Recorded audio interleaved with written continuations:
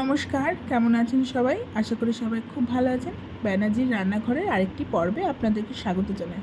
কী ভাবছেন এগুলোকে ফেলে দেবেন? একদম নয়। ঝিঙের খোসা বাজারে কত দাম জানেন ঝিঙের? ফেললে চলবে? তুলে নিয়ে আসুন, নিয়ে এসে ধুয়ে এইভাবে রান্না করে খান।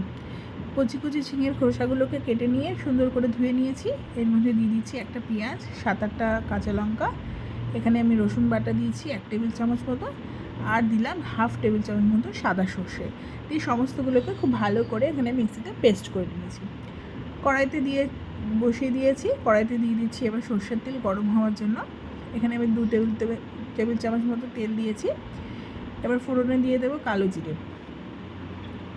যত সময় ফোড়নটা হচ্ছে এর মধ্যে আমি দিয়ে দেবো এবার ঢেলে ঝিঙের খোসা বাটাটা দিয়ে ভালো করে একটু নাড়িয়ে দিয়ে এখানে পরিমাণ মতো হলুদ আর স্বাদ অনুযায়ী লবণটাও আমি দিয়ে অ্যাড করে দিচ্ছি। খুব ভালো করে এটাকে কষতে থাকবো যত সময় না পর্যন্ত পুরো এই মশলাটা একদম শুকিয়ে আসে। দেখুন একদম যাতে জলটা টেনে যায় সেইভাবে কিন্তু আমাদের কষতে থাকতে হবে। এইভাবে আপনারা একই পদ্ধতিতে আপনারা পটলের খোসাও বাটা খেতে পারেন। না ফেলে দিয়ে একবার এইভাবে খেয়ে দেখুন, আমার বিশ্বাস আপনারা নিরাশ হবেন না। দারুণ লাগে এইভাবে খেতে।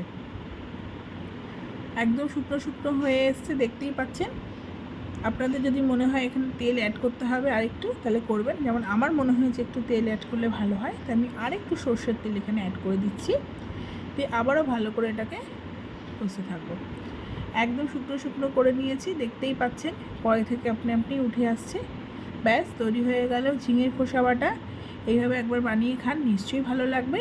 যদি রেসিপি ভালো লাগে অবশ্যই চ্যানেলটিকে সাবস্ক্রাইব করবেন, ভিডিওটা লাইক করবেন, শেয়ার করবেন এবং কমেন্টে জানাবেন আপনারা কেউ কোনোদিন খেয়েছেন কিনা। ধন্যবাদ।